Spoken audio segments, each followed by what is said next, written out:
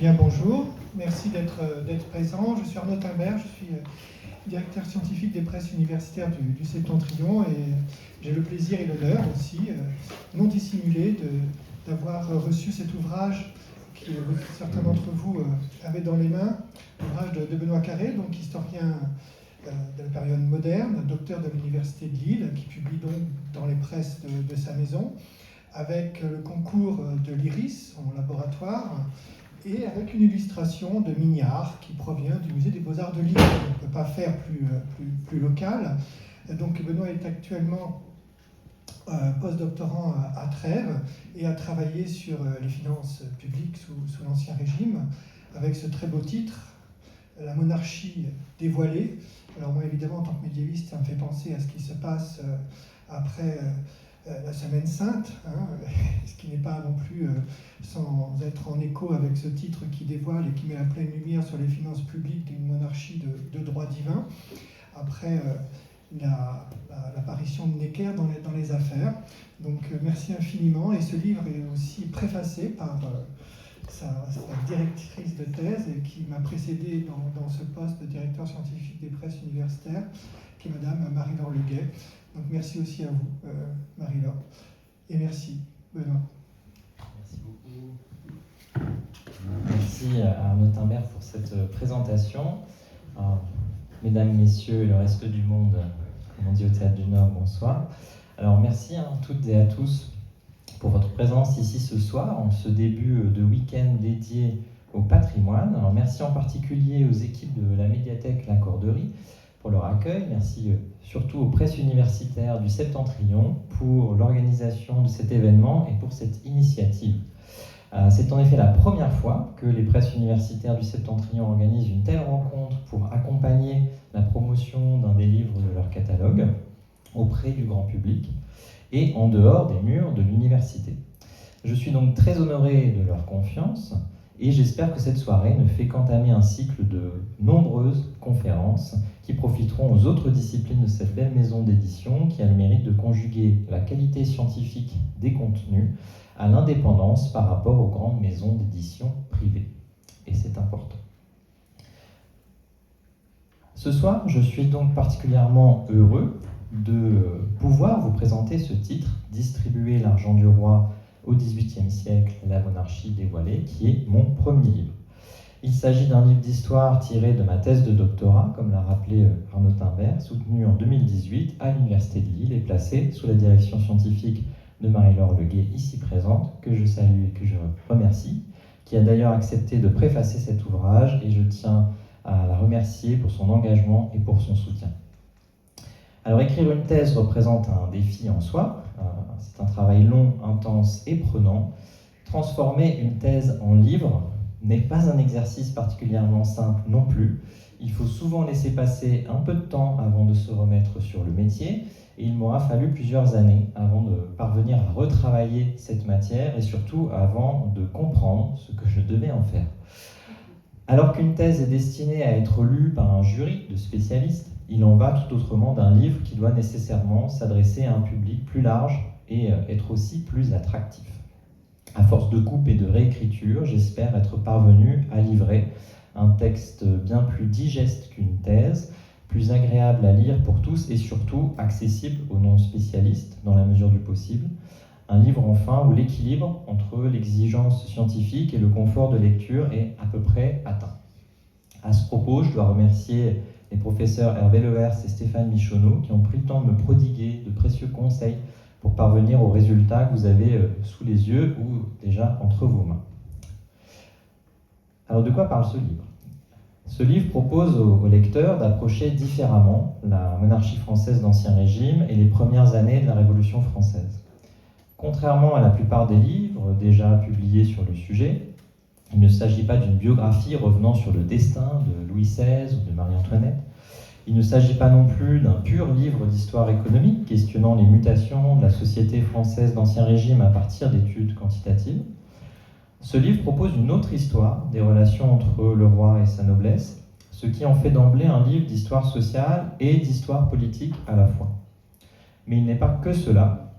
En le faisant sous l'angle de la transaction financière, de l'argent que le roi verse à ses serviteurs en considération de leur rang ou de leur service, il propose aussi une histoire financière et culturelle de la monarchie française d'Ancien Régime.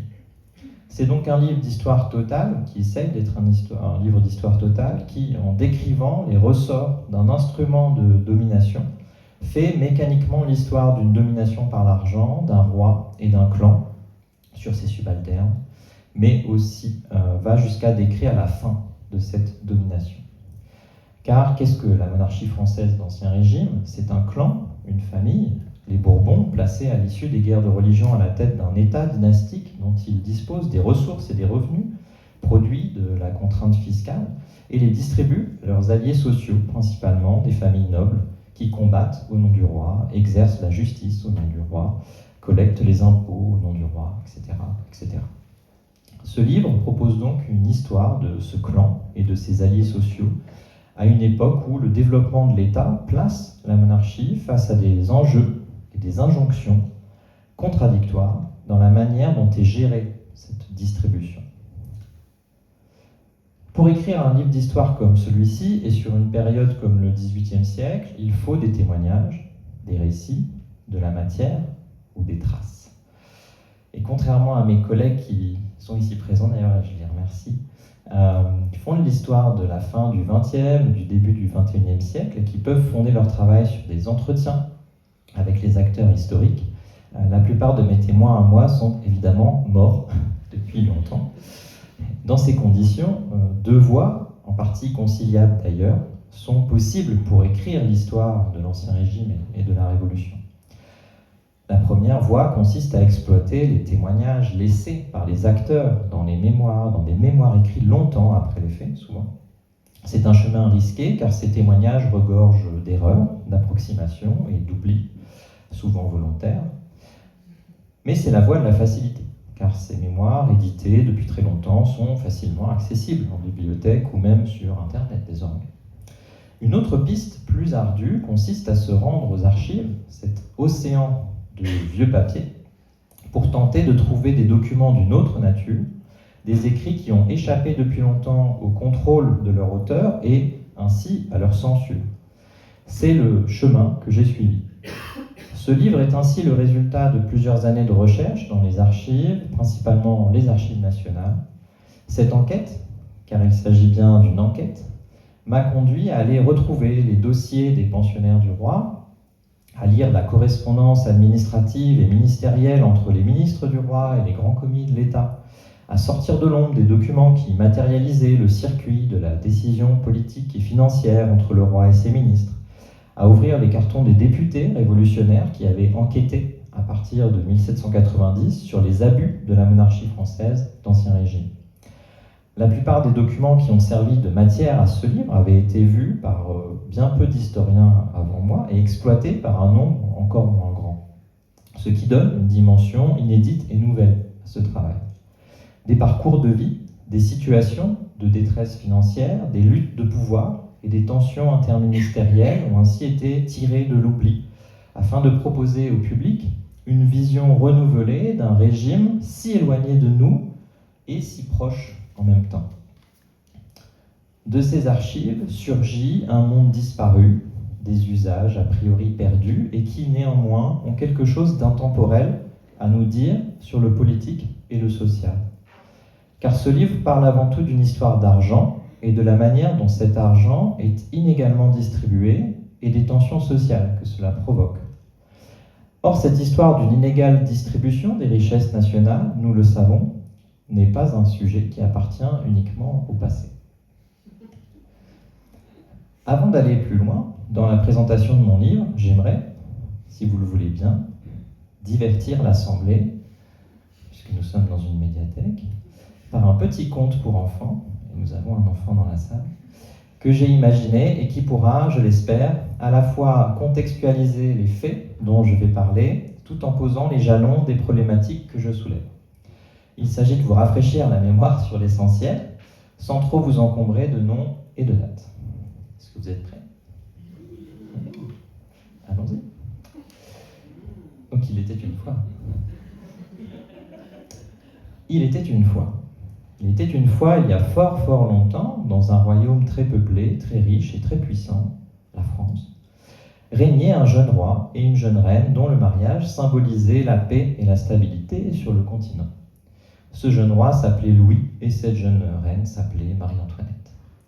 Cependant, le roi Louis avait hérité d'un royaume qui, bien que riche, était encore très endetté par une précédente guerre qui avait été gagnée par son ennemi héréditaire, le roi Georges, qui régnait sur une grande île pluvieuse au nord du continent, la méchante Angleterre qui avait pris le Canada. Et j'ai un Québécois dans la salle. Un jour,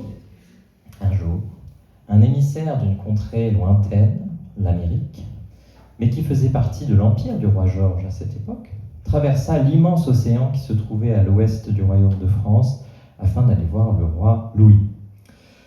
Cet ambassadeur, nommé Benjamin Franklin, venait implorer l'aide du roi de France afin de libérer ses compatriotes de la tyrannie du méchant roi Georges, qui accablait de taxes les habitants des 13 colonies anglaises d'Amérique et qui faisait la guerre aux patriotes américains, les insurgents.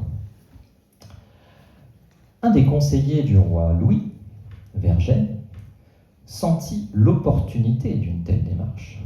Si le soutien aux patriotes américains, puisque c'est d'eux qu'il s'agit, risquait de coûter beaucoup d'argent, c'était aussi une occasion unique d'affaiblir le roi Georges et de se venger de la perte du Canada. Le roi Louis hésitait. Était-ce bien raisonnable d'aider les sujets à prendre les armes contre leur roi ? Était-ce bien raisonnable pour un roi de donner des fusils à des républicains ? Tandis que le roi Louis hésitait et se posait de tranchantes questions, un jeune noble de son royaume, impatient et avide d'aventure, prit fait et cause pour les patriotes américains et partit pour l'Amérique sans attendre afin d'aller combattre à leur côté. Il s'appelait Gilbert, mais tout le monde le retient sous le nom de marquis de Lafayette. Il s'appelait vraiment Gilbert. Durant cette guerre, Lafayette devint le meilleur ami du général qui commandait les patriotes américains, qui s'appelait Washington. Le roi Louis laissa faire Lafayette et prit la décision d'aider sans trop le dire, les ennemis du roi Georges. Ainsi, pendant plusieurs années, le roi Louis XVI soutint secrètement les patriotes américains, principalement en leur fournissant des armes via une société écran appelée Rodriguez, Hortalez et compagnie, et fondée par un célèbre écrivain, dramaturge et homme d'affaires français, Beaumarchais. Un jour, après l'attaque d'un navire français par un navire anglais, la guerre finit par éclater franchement entre le roi Louis et le roi Georges. Il n'était plus nécessaire de se cacher ni de faire semblant. Le roi Louis XVI pouvait donc envoyer ses navires et ses armées en Amérique pour aider Washington, Lafayette et les patriotes américains. Or, comme toute guerre, tout cela coûtait extrêmement cher, et le roi Louis craignait d'augmenter les impôts.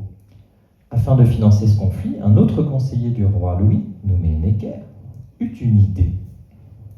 Plutôt que de lever les impôts sur les paysans, le roi de France pourrait tout simplement emprunter de l'argent auprès des gens riches. Cependant, pour rassurer les investisseurs, il fallait leur donner confiance. C'est alors que Necker eut une autre idée géniale, rendre publics les comptes de la monarchie afin de montrer aux gens riches que ces comptes étaient bien gérés et afin de les rassurer sur les capacités du roi Louis à rembourser ses emprunts. Et c'est ce que le roi Louis décida de faire. Et c'est ici que notre conte merveilleux s'arrête et que commence notre histoire, car c'est à partir de là que le conte de fées vire au drame comptable. Avant d'aller plus loin, je dois d'abord dire quelques mots sur le rapport du roi de France à ses finances. La monarchie française d'Ancien Régime, bien entendu, ne connaissait pas de gestion publique. L'argent du roi, ses revenus comme ses dépenses, n'étaient pas une affaire publique, mais bien une affaire secrète. Contrairement au roi d'Angleterre, le roi de France ne faisait pas voter de budget par son Parlement.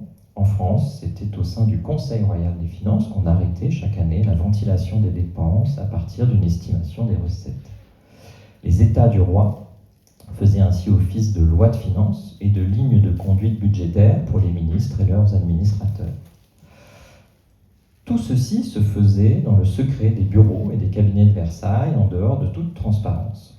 Les dépenses du roi étaient ainsi connues par un petit nombre de personnes seulement. Ainsi, quand Necker décida de rendre public au début de l'année 1781 le montant des dépenses et des recettes de la monarchie française en publiant son compte-rendu au roi, ce fut une véritable révolution culturelle dans le fonctionnement de la monarchie. Et c'est le point d'ouverture de mon livre. C'était la première fois dans l'histoire de la monarchie française que le roi acceptait que soient publiés les détails de ses recettes et de ses dépenses. Cette démarche était véritablement totalement inédite.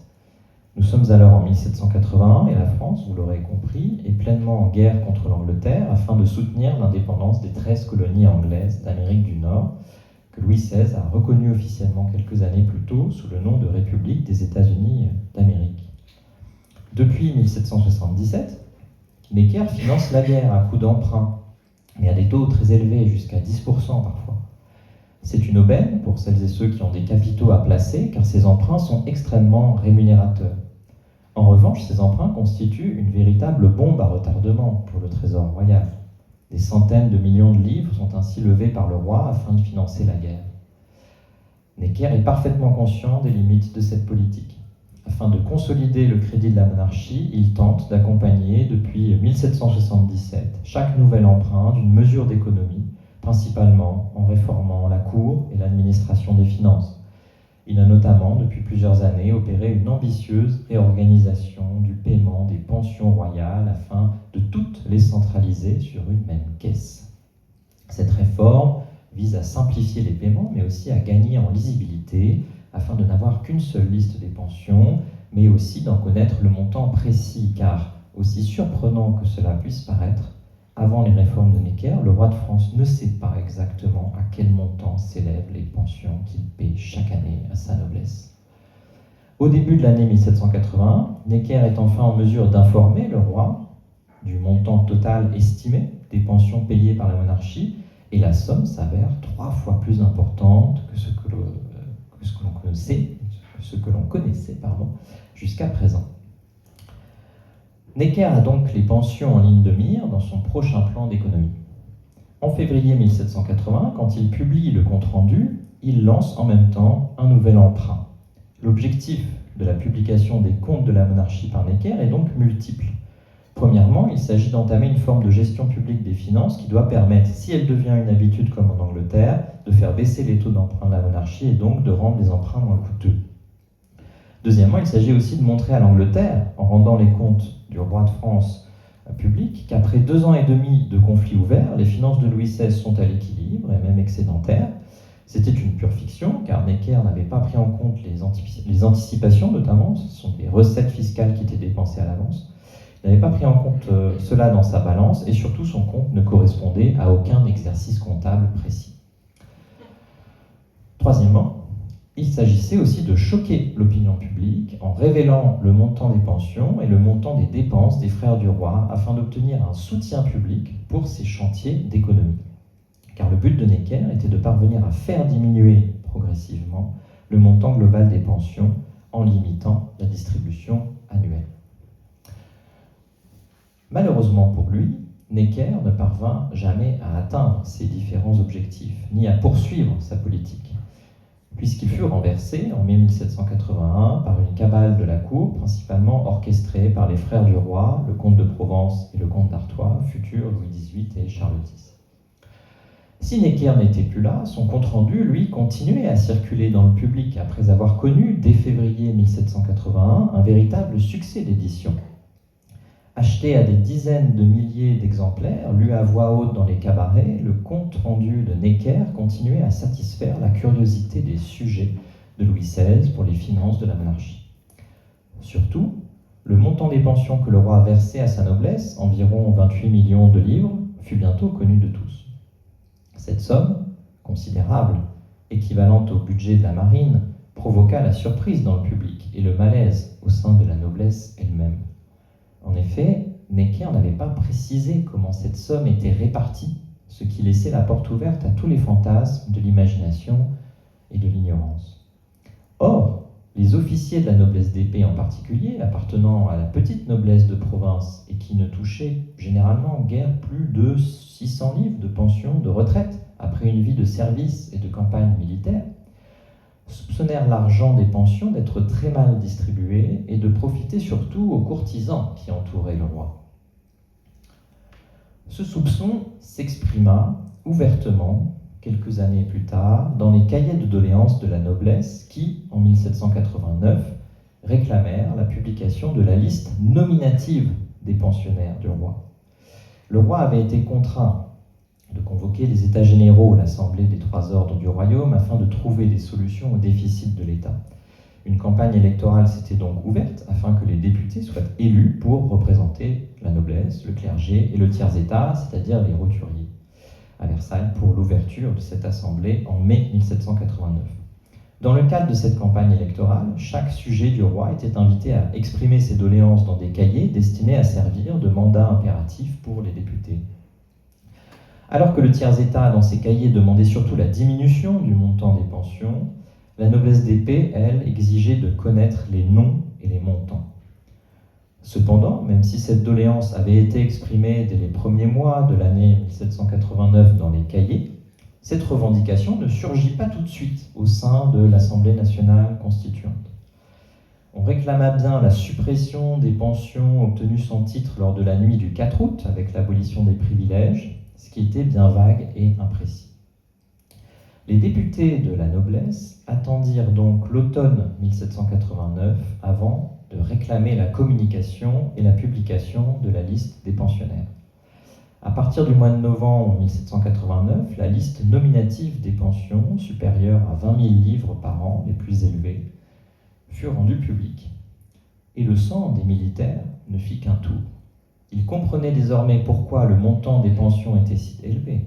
Avec des officiers de l'armée à 600 livres de retraite et des courtisans à plus de 20 000 livres de pension, le roi récompensait décidément bien mal le mérite militaire de la noblesse d'épée. Alors il faut dire ici un mot sur l'attitude de la noblesse vis-à-vis de la Révolution de 1789. Cela implique de cesser de considérer la noblesse comme un groupe social homogène, car il n'y a pas grand-chose de commun, par exemple, entre un noble sans titre du fin fond de la Bretagne et le duc de Polignac, qui obtient toutes les faveurs du couple royal. Les deux sont nobles, mais n'appartiennent pas du tout au même monde. Ensuite, il faut aussi arrêter de penser qu'en 1789, les nobles sont forcément opposés à la dynamique révolutionnaire. Sans compter qu'une partie de la noblesse, Lafayette en premier lieu, joue un rôle actif dans la fin de l'Ancien Régime. D'une part, il faut aussi rappeler que la majorité des nobles étaient tout à fait disposés à abandonner ces exemptions fiscales dès la fin de l'année 1788.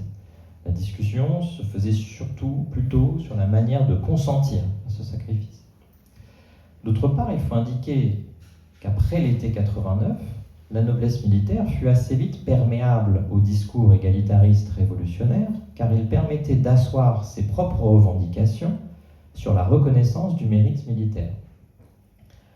Pouvoir faire carrière sur des critères d'ancienneté et de mérite plutôt que sur sa capacité à faire la cour au ministre constituait un projet plutôt séduisant pour la petite noblesse militaire non titrée et peu ou mal intégrée au milieu de la cour.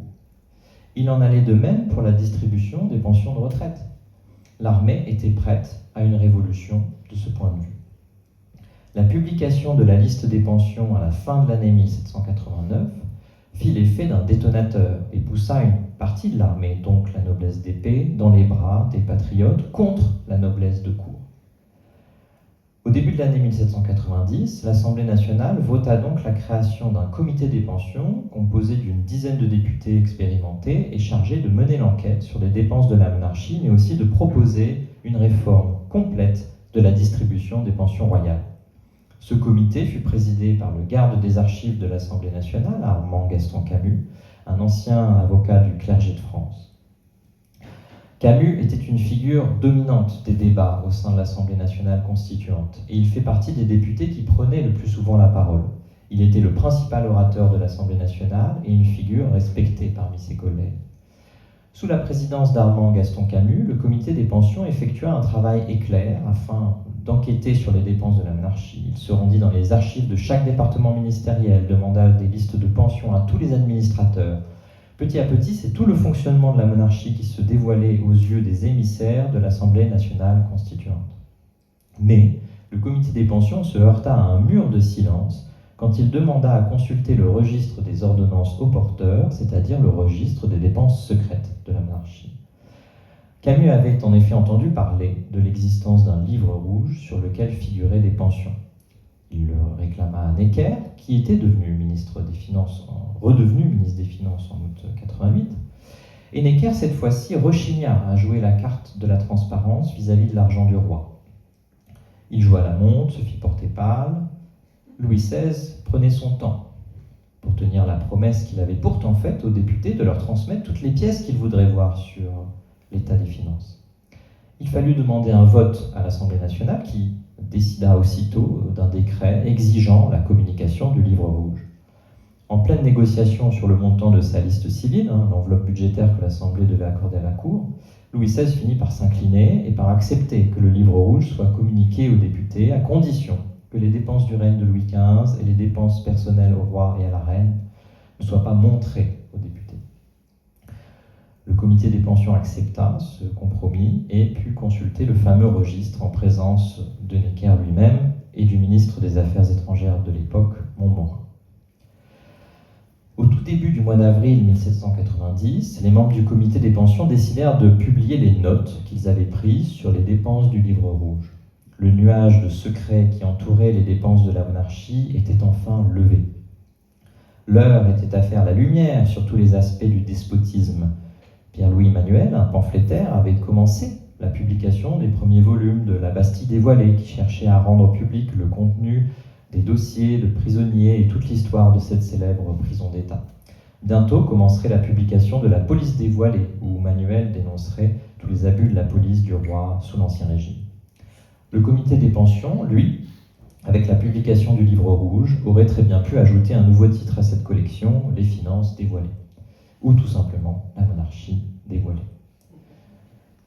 Necker et Montmorin furent indignés par la démarche du comité des pensions qu'ils prirent comme une trahison. Comment avaient-ils pu abuser de leur confiance et dévoiler ainsi les dépenses du livre rouge sans demander l'autorisation du roi, ni même l'en informer?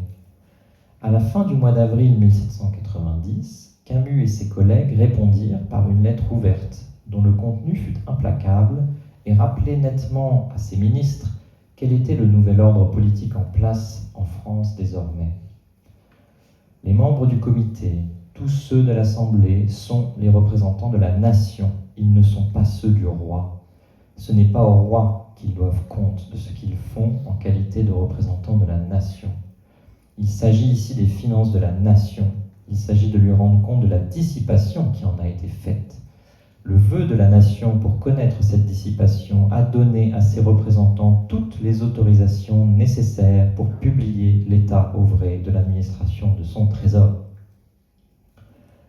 Si le roi était toujours en place, s'il était toujours vivant, son pouvoir réel sur les finances était en revanche bel et bien mort. En août 1790, le comité des pensions fit voter une loi qui fondait sur de nouvelles bases la distribution des pensions de retraite des serviteurs de l'État, les fonctionnaires donc, et des militaires. La durée des services et le mérite devenaient les seuls critères pour obtenir une pension. Surtout, les pensions n'étaient plus une grâce royale accordée selon le bon plaisir du roi, mais devenaient une dette de l'État envers ses serviteurs. Et la loi du 22 août 1790 commençait ainsi, je cite, « L'État doit récompenser les services rendus au corps social quand leur importance et leur durée méritent ce témoignage de reconnaissance. La nation doit aussi payer aux citoyens le prix des sacrifices qu'ils ont faits à l'utilité publique. » Fin de citation. Le premier système de retraite de la fonction publique d'État était né. En parallèle, les dépenses du roi furent limitées à une liste civile dont le montant était plafonné, limité à 25 millions de livres. S'il pouvait encore payer des pensions de retraite à ses domestiques, Louis XVI, en revanche, ne pouvait plus récompenser l'armée et, surtout, ne pouvait plus puiser dans les caisses de l'État pour financer ses dépenses. En juin 1791, lorsque la famille royale prit la fuite dans la nuit du solstice d'été, le roi laissa dans sa chambre une déclaration dans laquelle il dénonça le simulacre de royauté que constituait cette liste civile et se plaignit d'avoir été privé de la possibilité de récompenser les militaires. En vérité, ce sont les militaires eux-mêmes qui, dès la fin de l'année 1789, avaient pris l'initiative d'arracher leur destin à celui de la faveur royale. Si beaucoup d'officiers avaient émigré, d'autres étaient restés et saisirent toutes les opportunités offertes par la Révolution. Il n'y eut jamais de coup d'État militaire pour contrer la Révolution, ni en 1789, ni en 1790, ni en 1791, etc., jusqu'au coup d'État de Bonaparte en 1799, dans un tout autre contexte et bien longtemps après la mort du roi. Alors que Louis XVI et la famille royale se rapprochaient de Varennes, le 21 juin 1790, à Paris, les militaires prêtaient serment de fidélité devant l'Assemblée nationale. Tout un symbole. Car qu'est-ce qu'un roi capétien sans chevalier pour le défendre ou le servir? C'est un bourgeois qui mange des pieds de porc à l'auberge de Sainte-Menou, comme Louis XVI, sur la route de Varennes, et se fait reconnaître par un maître de poste, Drouet. Est-ce encore un roi que cet homme-là? La relation complexe et contrariée de Louis XVI à son armée a sans doute joué un rôle déterminant dans l'effondrement de son régime et fait partie des facteurs, trop négligés sans doute, à l'origine de la Révolution française. Car les théoriciens des révolutions le savent. Une révolution réussie passe par la passivité ou le soutien d'une partie de l'armée à la dynamique révolutionnaire. Quelques jours après l'exécution du roi, au cœur de l'hiver 1793, donc, un peu plus tard, on découvrit à Versailles, dans un placard d'un cabinet, une enveloppe contenant 3 registres de maroquin rouge. C'étaient les 3 registres du livre rouge pour lesquels Louis XVI sans doute avait donné des ordres afin qu'ils fussent cachés avant la chute des Tuileries et ne puissent servir de pièce à conviction dans le cadre de son procès. On ne sait pas trop. Immédiatement apportés à la Convention nationale, ces registres furent aussitôt imprimés et rendus publics. Il en ressortait que le roi avait, après la victoire contre l'Angleterre dans les années 1780, utilisé l'argent de l'État pour effacer les dettes de ses frères et s'acheter le château de Rambouillet. La monarchie était enfin entièrement et pleinement dévoilée. Mais quelle importance désormais! Ce régime et ce système appartenaient au passé. Le livre rouge fut ainsi remisé dans l'armoire de fer des Archives nationales où il se trouve encore aujourd'hui avec les autres reliques de la royauté. Son évocation, cependant, rappelle aux citoyennes et aux citoyens que nous sommes que la connaissance de la dépense publique est depuis bien longtemps un enjeu politique majeur, que la Révolution française est née de la demande d'une exigence de transparence sur les comptes de l'État et qu'un déficit public ne saurait être comblé sans que la lumière soit faite sur l'usage des fonds publics, ni sans le consentement du plus grand nombre de celles et ceux qui forment la nation.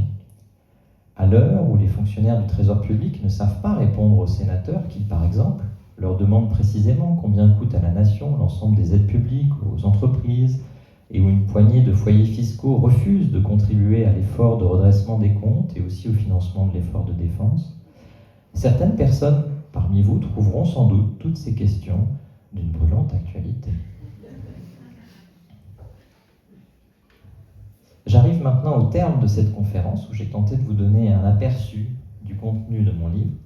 Alors, je n'ai pas cherché ce soir à vous résumer son contenu, ni à vous donner une vue exhaustive de tous les aspects qu'il aborde. Cependant, j'espère vous avoir donné envie d'en savoir plus, j'espère vous avoir donné envie de le lire et de vous intéresser à toutes ces questions. J'espère surtout vous avoir permis de regarder autrement l'histoire de la fin de l'Ancien Régime et des débuts de la Révolution française en la sortant des mythes et des simplifications qui l'entourent encore bien trop souvent. Je termine en vous remerciant à nouveau, toutes et tous, pour votre présence. Je tiens à remercier toutes celles et ceux ici présents dans cette salle, je ne vais pas pleurer, qui m'ont entouré et qui continuent de m'entourer et de me soutenir tous les jours. Et sans elles et sans eux, ce livre ne serait pas là.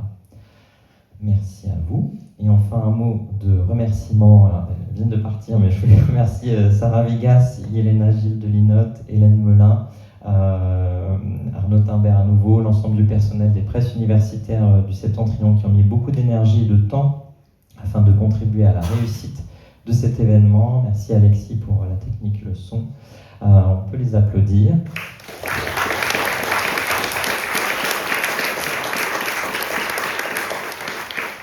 Et s'il y a des questions dans la salle, je serais bien entendu ravi d'y répondre maintenant. Il y a tant de questions qui est prévu, donc avec un autre micro qui est juste derrière et qui va circuler. Comment est arrivée l'idée de travailler sur ce sujet ? J'arrive, Violaine. Oui. Merci Violaine de Barge pour cette question. Alors en fait je dois remercier Marie-Laure, parce que Marie-Laure Leguet, donc, qui est ma directrice de recherche, qui était ma directrice de recherche en master, puis en thèse. Là, je pourrais commencer par Il était une fois aussi. Il était une fois en printemps 2008, je pense. J'étais étudiant à Arras et je demandais à intégrer un master en histoire. Et je voulais travailler sur les rois, 17e, 18e, l'État, le pouvoir, la monarchie, etc. Et on m'avait orienté vers Marie-Laure qui terminait son HDR, son habilitation à diriger la recherche à l'époque. J'étais un des premiers à travailler sous sa direction. Et Marie-Laure m'avait proposé 2 sujets. On peut travailler là sur les pensions, il y a des dossiers, parce que Marie-Laure les avait vus dans le cadre de son propre travail de recherche. Elle avait consulté une série d'archives dont elle s'était rendue compte, et Marie-Laure, tu pourras en parler mieux que moi, qu'il y avait de la matière en fait à exploiter d'un point de vue historique, ça n'avait jamais été forcément exploité. Tous les historiens connaissaient les pensions de la monarchie, mais il n'y avait jamais eu d'études consacrées à ce sujet-là. Et Marie-Laure m'avait proposé donc soit ça, soit travailler sur un autre sujet qui était extrêmement intéressant, qui était les biens saisis par la couronne aux protestants qui avaient émigré après la révocation de l'édit de Nantin, après la fin de la tolérance religieuse, 1685. Donc là, il y avait aussi tout un sujet énorme. Alors j'ai pu en parler un petit peu parce qu'il y a des pensions que la monarchie a financées avec les revenus de ces biens saisis aux protestants. Et la monarchie a financé des pensions de conversion. C'est-à-dire, si vous étiez protestant et que vous acceptiez de vous convertir au catholicisme, le roi vous versait une pension qui était financée avec les revenus des biens qui avaient été saisis aux protestants qui avaient émigré. Voilà, alors je n'en parle pas trop parce que je ne veux pas donner des idées à M. Retailleau, mais voilà, donc c'est ça là. Donc il y avait une envie de travailler sur ces thématiques-là, pas sur ce sujet en particulier. De toute façon, ça se passe comme ça en recherche. Vous avez des chercheurs qui vous disent bah, voilà, il y a de la matière là, et j'ai eu le choix en fait, j'ai choisi. Et alors je remercierai jamais assez en fait Marie-Laure de m'avoir proposé ça et de m'avoir laissé ce choix. Tu veux dire un mot, Marie? Ouais, vas-y, complète.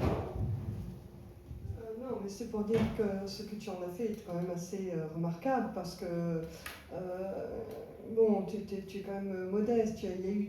Tu as pu travailler grâce à cette matière sur toutes les réformes à partir de la Régence, notamment sur les pensions, et puis grâce aussi à la bourse que tu as obtenue à l'Assemblée nationale. Tu as travaillé sur la Révolution et voilà, tu as mis en valeur tous les travaux du comité de pension. J'aurais pas. Moi, je n'y étais pas du tout là-dessus. C'est toi qui es allé chercher ça. Donc ça, c'était. Et sur le livre rouge aussi, c'était. Donc, oui, moi, on avait repéré dans certaines séries des Archives nationales ces listes de pensions. Mais ce que tu en as fait, voilà, ça t'appartient entièrement, c'est assez remarquable. Merci. Juste un mot pour. On parle des archives, mais après je ne vais pas. Parce que je peux durer 1 heure comme ça.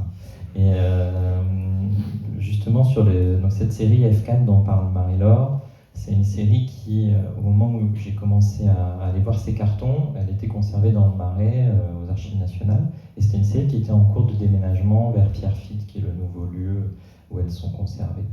Et totalement par hasard, j'ai croisé Denise Ogilvy, qui est une archiviste qui était la conservatrice de ce fonds et qui était en train de mettre à jour le répertoire, enfin l'inventaire numérique, qui fait la liste des numéros des cartons avec qui explique ce qu'il y a dedans, grosso modo. Et elle m'a proposé qu'on travaille ensemble pour essayer de comprendre d'où venaient ces documents, parce qu'il y avait toute cette histoire de leur provenance. Et surtout, elle m'a permis, une fois que les documents étaient arrivés à Pierrefitte, elle m'a invité une fois, et on est allé dans les dépôts. C'est-à-dire qu'en général, quand vous allez aux archives, vous pouvez aller qu'en salle de lecture. Et là, Denise Ogilvy m'avait proposé d'aller dans les dépôts, donc dans les salles où sont conservées les archives en question. Et on a pu sortir plusieurs cartons, et pour essayer de comprendre ensemble ce que ces documents avaient en rapport les uns avec les autres, c'est-à-dire à quel service ils avaient pu appartenir. Donc j'ai pu, et ça c'est quelque chose qu'on ne peut jamais faire quand on va aux archives nationales, parce qu'on a un nombre de cartons limité, et on peut consulter un carton à la fois. Et là, on pouvait en ouvrir plusieurs et mettre en relation des documents. Donc ça, c'est aussi, il y a une part de chance. Enfin, la rencontre avec Denise Ogilvy, c'était totalement aléatoire. Et je l'ai revu il n'y a pas très longtemps d'ailleurs. Et c'est très marrant parce que c'était après mon audition ratée à Paris 8 en mai. Et du coup, je fais les archives l'après-midi. Et elle était là, alors qu'elle était retraitée, elle venait là. Et donc j'ai pu la revoir, la remercier, lui dire que le livre allait sortir. Elle était d'ailleurs très contente. Donc c'était une petite histoire. Enfin, il y a plein de rencontres personnelles quand on fait des recherches comme ça. On découvre aussi des gens qui vous font découvrir des documents. Je pourrais aussi parler de M. Loiseau, qui est un fonctionnaire de la bibliothèque de l'Assemblée nationale, qui s'est démené pour me retrouver des documents relatifs à la liste civile qu'aucun fonctionnaire ne retrouvait, parce qu'en fait, la cote avait changé, donc ça avait été mal rangé. Et il a quand même retrouvé ce document. Et en fait, il y a plein d'amoureux d'archives là-dedans. C'est toujours une histoire collective, en fait, ces enquêtes-là, et qui vous aident. Ce sont des gens passionnés qui sont dans tous ces services publics d'archives et qui vous aident à faire votre travail. Donc voilà, je pense aussi à eux et je les remercie. Et donc, Docteur Carré, j'aurais une question pour vous. Dans votre démonstration, vous avez montré à la fois qu'il y a des pensionnaires qui sont des militaires, il y a des pensionnaires qui sont des courtisans, mais j'imagine qu'il y a une myriade de pensionnaires et que c'est très varié. Quels sont les pensionnaires les plus loufoques, les plus baroques que vous avez su déterrer de ces archives? C'est une chouette question, ça, merci. Parce que j'ai pas eu le temps d'en parler. Et d'ailleurs, je tiens à souligner que Thomas et Salomé, et Angéline n'est pas là, mais je pense qu'elle aurait aimé être là ce soir. Vous étiez dans la salle le jour où j'ai soutenu le master sur les pensions avec Marie-Laure et Philippe Guigny à l'époque, qui encadrait aussi. Et j'y repense et ça me fait plaisir que vous soyez là aussi ce soir. Alors, question merci Thomas, parce qu'en fait, j'ai pas eu le temps d'expliquer la diversité des pensionnaires. Parce qu'en fait, le roi pensionne 22 000 personnes, au moins, à la fin de l'Ancien Régime. Et donc la majorité sont des militaires, qui touchent des petites pensions comme ça de 600 livres. Et après, on a beaucoup de courtisans, d'administrateurs. Et puis, dans ces dossiers là, de la série F4, justement, il y a des petites pépites quand même, il y a des histoires de vie, en fait, des gens complètement anonymes. Donc il y a moi j'aime bien cette histoire, il y a cet homme qui a sauvé de la noyade à Lyon toute une famille. En fait, il reçoit une pension et dans les archives on trouve la lettre de sa veuve qui, une fois que ce monsieur est décédé, en fait sa veuve obtient une pension de réversion. C'est pas grand chose, mais c'est quelque chose d'important. Et après il y a ce cas extraordinaire qui n'est pas représentatif mais qui mérite quand même d'être cité parce qu'il est complètement fou, de Jacques-Luc de la Barolière. Alors Jacques-Luc de la Barolière, une petite famille de la noblesse provinciale. Et alors lui, tous ses frères pratiquement sont aux armées. Et lui, il a volé la pension de ses frères, de tous ses frères. Donc il en avait une à lui, et il s'est fait toucher les pensions de ses frères en produisant des faux certificats de vie. C'est tout à fait facile de voler l'identité. Puis il connaissait les dates de naissance de ses frères et leur nom de baptême. Donc c'était très facile. Et il se le faisait payer d'avance, etc. Et donc j'ai retrouvé une lettre de sa famille qui écrit au ministre pour lui dire « S'il vous plaît, supprimez-lui cette pension, parce qu'on n'en peut plus. Il a volé la pension de son frère qui a perdu une main à la guerre en Amérique. Il a volé la pension d'un autre frère qui est encore aux armées.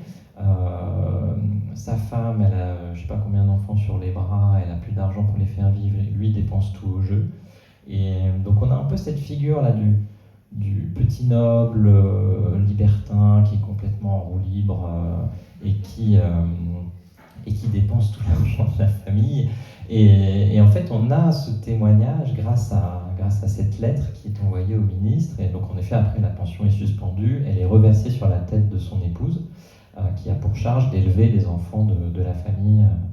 Voilà, donc ça c'est les cas qui me viennent. Mais j'aime bien cette histoire, parce que c'est complètement hors champ, le Jacques Leu. D'abord, merci pour la conférence et pour le passage sur France Culture qui était très sympa, très intéressant.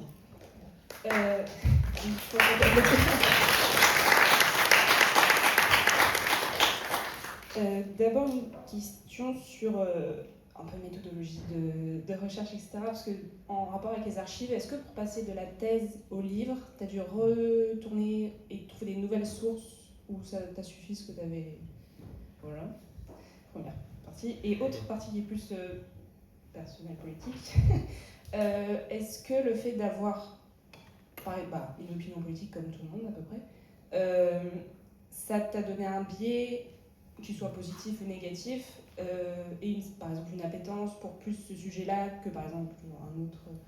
Et est-ce que l'actualité, au fur et à mesure, t'a de plus en plus poussé vers une orientation? Est-ce que ça a été facile ou pas de rester objectif en fait dans un sujet qui peut être parfois à l'opposé ou non des idées politiques personnelles? Merci Clara. J'aime bien la question sur les biais parce qu'on ne la pose pas souvent et il y a plein de choses à dire. Je vais répondre sur les sources. En fait, non, parce que l'idée c'était de réduire la quantité, la masse, le volume. Et en fait, la démonstration ayant déjà été faite dans la thèse, il y a des petites choses quand même nouvelles qui sont là plutôt des réflexions. Quand on prend plus de recul sur ce qu'on a fait. Et puis il y a l'historiographie avance, il y a des choses qui sortent, et donc on peaufine un petit peu son analyse. Et même en écrivant ce soir, là, il y a des choses nouvelles dans ce que j'ai dit ce soir, des réflexions un peu nouvelles sur l'armée. Donc en fait, ça aide toujours de revenir sur son travail. Mais je suis retourné aux archives pour d'autres projets de recherche, mais pour ce livre, il y avait déjà assez dans la thèse. Et sur les biais politiques, j'aime bien. Alors pour moi, j'ai jamais essayé j'ai fait un peu de politique. J'ai pas fait de politique ce soir. J'ai essayé de rattacher à des sujets d'actualité. Quelque chose que j'essaye de pas trop faire parce que moi, quand j'ai commencé ma thèse, moi j'avais une vie politique. J'étais élu municipal, j'appartenais à un parti politique. Et ce qui est marrant, c'est que tout ce monde-là s'est effondré au moment où je terminais ma thèse. Et pour moi, c'était deux choses totalement différentes. C'est-à-dire que j'ai rien à démontrer là-dedans, en fait. J'ai rien à... en fait, les faits parlent d'eux-mêmes, généralement en histoire. Et j'ai un historien qui est dans la salle, qui s'appelle Mathieu Monoki, qui a toujours une expression idéal pour désigner l'aspect performatif de l'histoire, et donc je te la reprends parce qu'elle marche bien. Et en général, voilà, les faits exposés, en fait, il suffit d'être honnête avec les sources, honnête avec sa méthode, et les faits parlent d'eux-mêmes. Il y a quand même toujours des biais parce que j'étais financé par l'Assemblée nationale, je faisais une thèse un peu sur l'histoire de l'Assemblée et je pouvais un peu avoir tendance, en regardant un peu ce que ces députés ont fait, à avoir une forme pas d'admiration, mais d'être assez épaté par la rectitude politique de ces hommes-là et le culot qu'ils pouvaient avoir, alors que ce sont des gens qui ont grandi dans une société d'ancien régime, qui ont inculqué un respect de la hiérarchie, des normes, des institutions. Et quand je lisais certaines lettres de Camus et l'extrait que je vous ai passé sur la conception de la nation, le fait qu'en fait le roi, on n'a rien à lui dire. Voilà, je pouvais avoir ce biais d'étonnement ou d'admiration, et j'espère n'a pas trop influencé la thèse, et en tout cas, j'avais assez de distance par rapport à tout ça au moment d'écrire le livre pour m'en détacher. Mais j'aime bien ta question, Clara, parce qu'elle pose la question, et c'est des discussions qu'on a souvent eues d'ailleurs avec Mathieu Monocchi, celle de la réflexivité en histoire, de la posture qu'on a quand on écrit en histoire. Pourquoi on choisit ce sujet-là, pourquoi on passe sa vie à aller ouvrir des vieux cartons de gens qui sont morts et s'intéresser à la vie des gens qui habitaient à Versailles. Et je me pose la question, et je n'ai pas forcément toujours de réponse, mais une des pistes, plusieurs pistes possibles, alors mes parents ont peut-être une réponse, plusieurs pistes possibles, c'est que j'aimais beaucoup les contes de fées de Disney quand j'étais petit, donc j'aimais beaucoup les châteaux. Et je voulais visiter les châteaux, je trouvais ça beau et impressionnant. Et puis après, on s'intéresse à la vie des gens qui vivent dans les châteaux. On découvre que, en fait, les rois, les princesses, c'est pas que dans les contes de fées, en fait, ça a vraiment existé. Et il y a même des pays où ça existe encore. Et c'est totalement fascinant, en fait. Moi, je trouve ça totalement fascinant. De transmettre le pouvoir de manière héréditaire, comme ça, autant de décorum. Et pourquoi ça marche encore dans certains endroits. Et voilà, donc je pense qu'il y a un vrai... Voilà, j'ai traîné mes parents à Versailles. Moi, j'ai mon cadeau d'anniversaire pour mes 10 ans, c'était que je voulais aller à Versailles. Et je suis allé à Versailles. Il y a eu le pot de chambre de Louis XVI à Versailles. Et voilà, donc je pense qu'il y a je pense que c'est une question qu'on doit se poser, c'est sain de se la poser, c'est sain de la mettre en distance, et puis c'est sain en effet d'être transparent dessus, clairement. Et voilà, et je m'arrête là parce que je pense qu'on me fait signe que l'apéro est servi. Donc vraiment, je vous remercie. Merci beaucoup pour vos questions, elles étaient très généreuses, très bien. Et merci à nouveau pour votre présence là. Je peux faire des dédicaces maintenant. Ceux qui ont soif peuvent aller boire un coup. Et voilà, tout de suite.